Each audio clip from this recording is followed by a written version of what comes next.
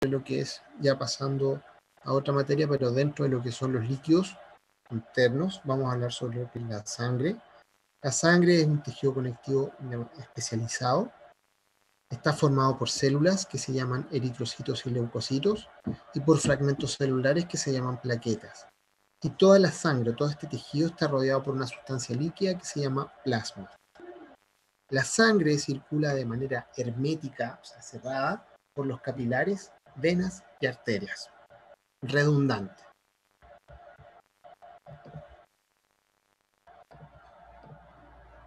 Profe, una consulta. Dígame. Estas diapos las mandó en el correo. No, estas diapos las voy a mandar esta semana. Estas diapos están Ya, subidas profe. en la plataforma. No todas. Entonces, el color característico de la sangre se debe a que existe un pigmento que se llama hemoglobina que está contenido en los eritrocitos. La sangre es un líquido que es viscoso, que circula por el organismo a través de estos vasos herméticos y contiene este pigmento que se llama hemoglobina. Este tipo de tejido ya es complejo, tiene una fase sólida que se llaman alimentos formes, que van a incluir los leucocitos, que son llamados los glóbulos blancos, los eritrocitos, llamados glóbulos rojos, y las plaquetas. Y además tiene una fase líquida que está representada por el plasma sanguíneo. En este caso, esto lo que hace es distribuir obviamente la sangre a través de los vasos sanguíneos y genera esta circulación a través de todo el organismo, oxigenando y trayendo sangre no oxigenada hacia los diferentes órganos que van a cumplir las funciones, ¿ya? Porque es un circuito como tal. Las funciones de la sangre tiene funciones como medio de transporte y tiene funciones como reguladoras. Como medio de transporte, ¿qué es lo que hace? Traslada o transporta nutrientes y oxígeno hacia la célula. Recuerden las primeras clases que la célula se nutre de diferentes maneras a través de endocitosis, que tiene pinocitosis, fagocitosis, etc. Entonces, a través de eso, ¿cómo la célula se nutre? A través de la sangre. La sangre, a través del líquido intracelular, pasa al líquido intracelular a través de los distintos tipos de transporte y la sangre es la que actúa como este medio de transporte. La sangre también actúa como transporte de los productos de desecho y de CO2 hacia los pulmones. O sea, la célula consume de la sangre estos nutrientes, pero a la vez desecha hacia la sangre, que es el torrente que transporta estos desechos hacia los distintos lugares que van a eliminar todos estos productos. Actúa como transporte de hormonas y diferentes agentes que van a regular las células endocrinas en las distintas células blancas. Eso quiere decir que la sangre sale de su circuito oxigenado. ¿Vieron el circuito del sistema circulatorio? ¿Por dónde va, hacia dónde va y a dónde llega? ¿Vieron el circuito de la sangre? Por si acaso. ¿Lo saben?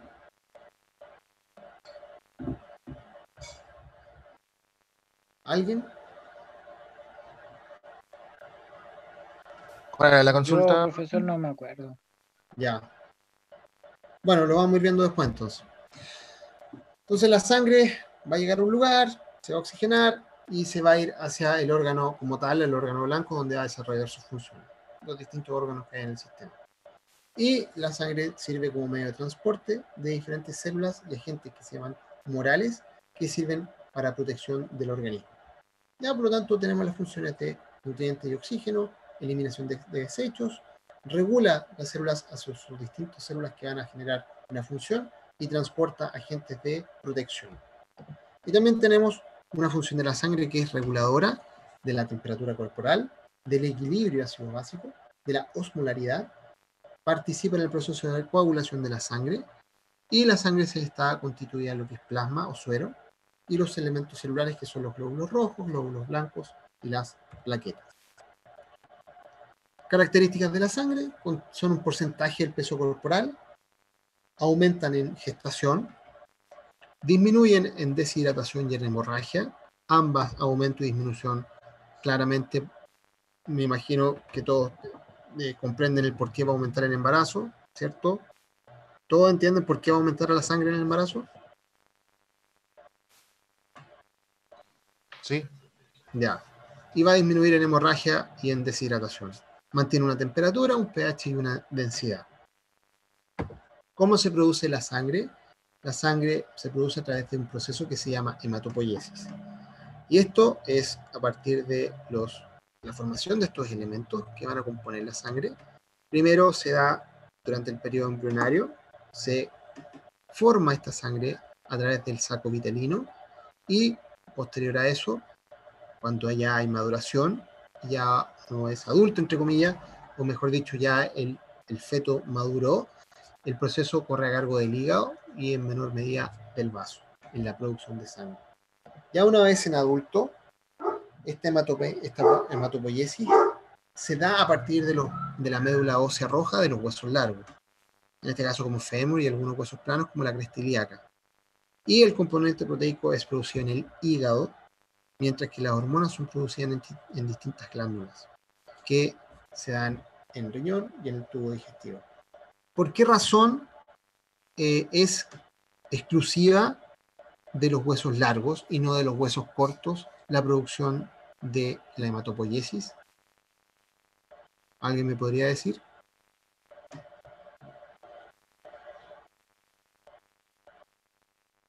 ¿Alguien sabe por qué los huesos cortos no pueden ayudar en la producción de sangre?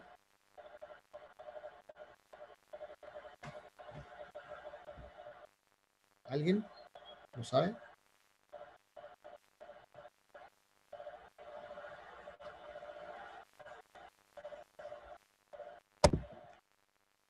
¿Se escucha, no?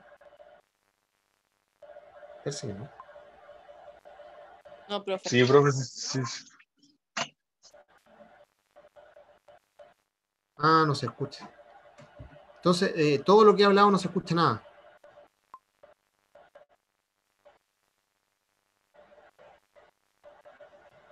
Ah, perfecto. No, yo lo escuché claro, profe. Se Ya, Yo se lo escucha como escuché un bien. ruido, profe. a Sí, ver, un ruido como de aire, sí, como una corriente de aire. ya me puede, entonces, ¿se escucha ahora bien o no? Sí, ahora sí. Ya, alguien, entonces, ¿me puede decir por qué no podemos encontrar producción de sangre en un hueso corto? No lo sé, profe. No, yo por lo menos no sé. Ya. Entonces, Yo tampoco. ¿no se acuerdan de anatomía?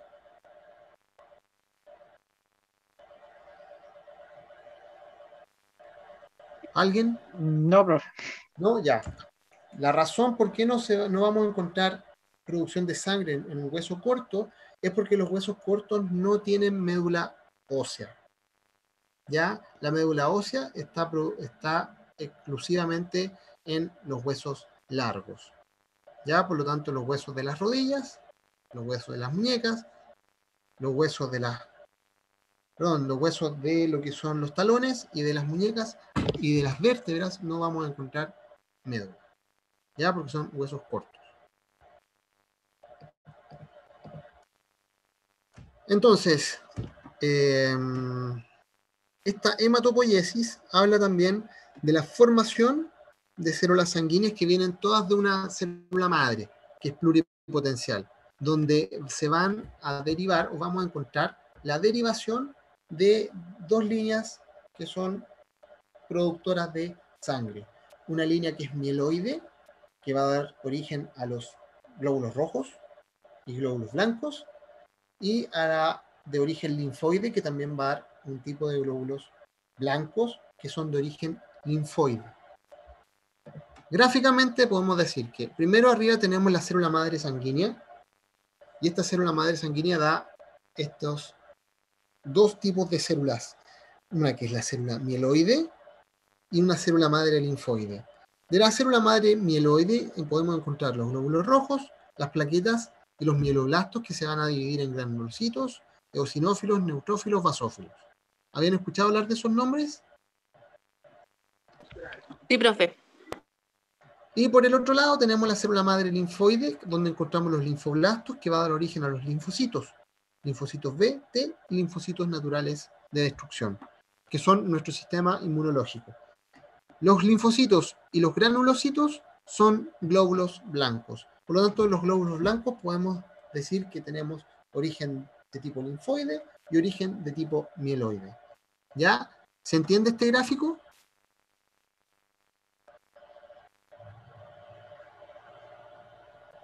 Sí, profe, yo sí, profe. Ya. ¿Cuáles son los componentes de la sangre? Plasma y elementos formes. De los elementos formes encontramos los glóbulos rojos, glóbulos blancos y las plaquetas, en distintos tipos de porcentaje. En nuestros pacientes encontramos lo que se llama el hematocrito. Si alguno de ustedes ha estado en contacto, por así decir, con hematocritos de sus mascotas, o alguien ha ido a alguna clínica veterinaria o incluso humana que ha visto este tipo de exámenes de sangre, y uno puede encontrar el hematocrito.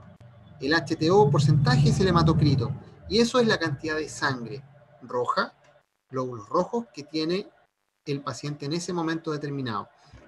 ¿Cómo vamos a saber cuánto tiene y si está bien o no? Es porque tenemos una fila, una columna que nos arroja lo que salió, y una columna que es cuáles son los valores de referencia. Entonces ustedes ahora ya están en condiciones de poder evaluar un hematocrito y ver qué condiciones y en qué condiciones está su mascota o algún paciente, incluso en su casa. Ya veamos el hematocrito que tienes tú. Ya tú tienes un hematocrito bajo con respecto a los valores normales que salen en esta tabla. De la composición de la sangre podemos encontrar elementos formes y el plasma sanguíneo. ¿Ya? Y los elementos formes tenemos semisólidos y sólidos.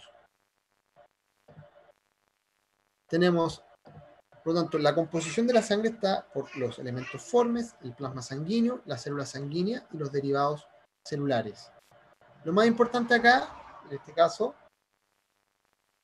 son las células sanguíneas, que son los glóbulos blancos, los leucocitos, y los derivados celulares, que son los eritrocitos y las plaquetas.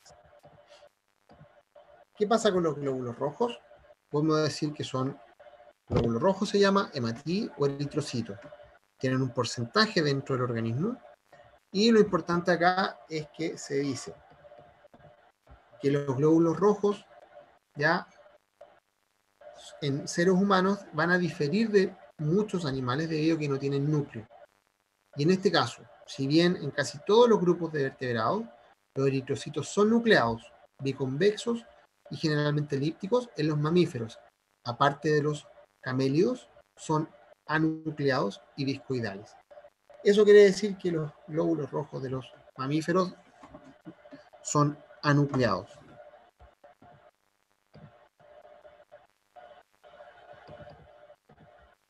Entonces, este eritrocito estimula la producción, ¿de dónde viene? De la eritropoyetina, y la eritropoyetina aumenta cuando hay falta de oxígeno. Esta eritropoyetina se produce o se sintetiza en el riñón en un 90% y en el hígado un 10%. La hormona adrenalina y noradrenalina estimulan su producción. Para que maduren estos glóbulos rojos es importante la función o la presencia de vitamina B y ácido fólico. Por eso a las mujeres cuando están embarazadas se les recomienda tomar ácido fólico porque sufren anemias. Y en este caso, que es lo importante, y aquí les vuelvo a dar una indicación o un indicativo, si alguno de ustedes se quiere dedicar a lo que es laboratorio y lectura de exámenes de sangre. Recién vimos que el hematocrito teníamos los valores de la sangre con un valor anormal. Y ahora podemos determinar algunas cosas. ¿De qué manera? Porque acá, para la producción del eritrocito del glóbulo rojo, podemos decir que ¿dónde se da? Se da a través de la eritropoyetina. Y la eritropoyetina, ¿dónde se realiza o dónde se produce? En el riñón, en un 90%. Y en el hígado, en un 10%. Por lo tanto, pacientes que sufren de problemas renales de carácter grave, ¿qué consecuencias podría traer eso?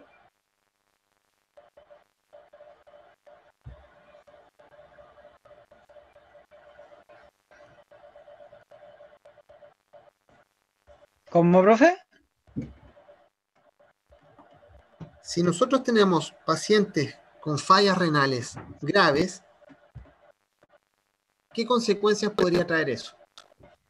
¿Anemia? Anemia. ¿Y por qué podría traer anemia eso? Por la baja generación de glóbulos rojos, ¿no? O sea, de... Ah, me equivoqué. De la tintista hormona. Ah, ibas bien hasta que dijiste otra cosa. Me enredé, me enredé. ¿Por qué razón, chiquillos, si un problema renal podría traer como consecuencia anemia? Ah, viene el compañero por la falta de producción de glóbulos rojos. ¿Ya? ¿Y por qué vamos a tener esa falta de producción de glóbulos rojos? A que al tener dañado el riñón, ¿Ya? o sea, hay una baja de vitamina B. La vitamina B es lo que hace la síntesis de proteínas en sí de la producción de glóbulos rojos. Ibas bien, pero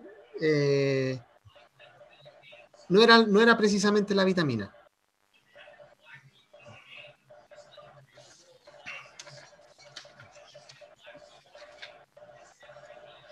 ¿Qué es lo que se daña al haber problemas renales?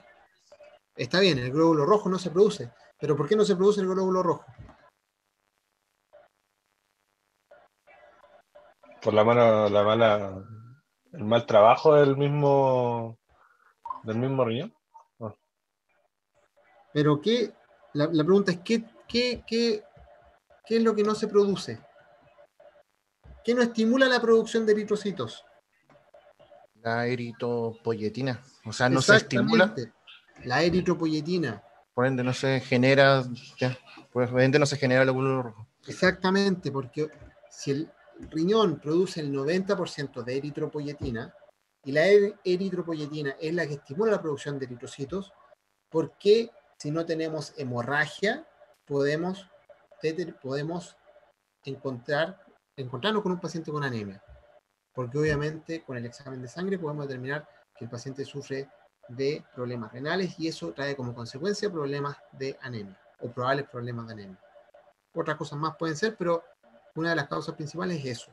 Chiquillos ya ahora pueden hacer una lectura mayor de un examen de sangre.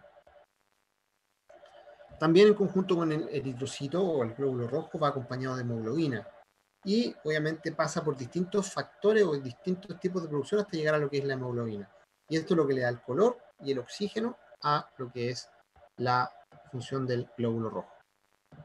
Vemos distintos tipos de glóbulo rojo, nucleados y anucleados.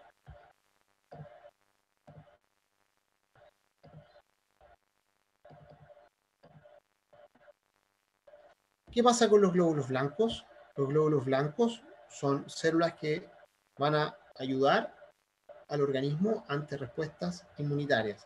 Eso quiere decir que son nuestro sistema de defensa ante cualquier injuria que nosotros podamos sufrir. Y obviamente ante sustancias extrañas o ante agentes infecciosos. Estos son producidos en la médula ósea y en el tejido linfático. Recuerden, leucocitos tenemos de origen, o los glóbulos blancos, tenemos de origen linfoide y mieloide. ¿Se acuerdan? Sí. Las características son móviles, están en la sangre, son células con núcleo, tienen mitocondria y otros organulos celulares. Tienen un tamaño y tienen un tiempo de vida. Entonces, dentro de los elementos de la sangre tenemos los glóbulos rojos, los glóbulos blancos, el leucocito, donde encontramos linfocito, monocito, neutrófilo, eosinófilo y basófilo. Entonces ahora conocemos estos nombres que si ustedes pueden hacer lectura de algún examen de sangre, les van a aparecer. Linfocito, monocito, neutrófilo, eosinófilo y basófilo, donde podemos encontrar la cantidad que tiene el paciente en ese momento y su normalidad, por así decirlo. ¿Cómo los vamos a clasificar? Se encuentran leucocitos con núcleo, sin lóbulo o mononucleares, y leucocitos con núcleo, lobulados o polimorfonucleares. Aquellos que tienen núcleo y son mononucleares, o sea, sin lóbulo, encontramos los linfocitos y los monocitos. Y aquellos que tienen núcleo y son lobulados, encontramos los neutrófilos, basófilos y eosinófilos.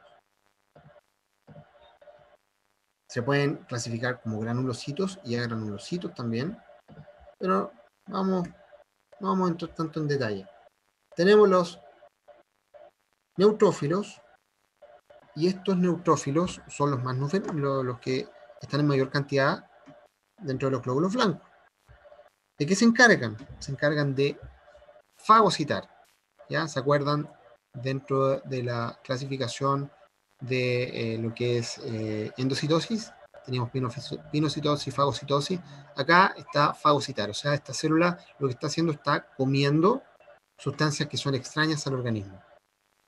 Bacterias, agentes externos, virus, etc. Todo lo que sea extraño, ¡pum!, estos neutrófilos se los comen y los eliminan.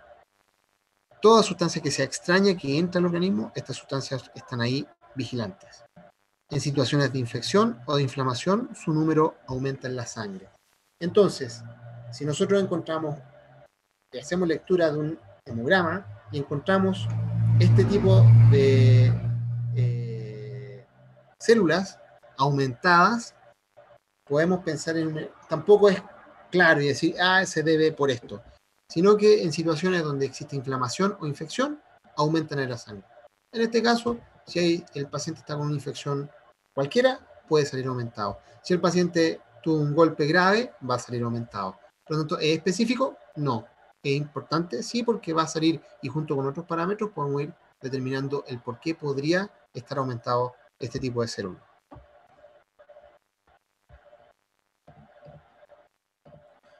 Después tenemos los basófilos y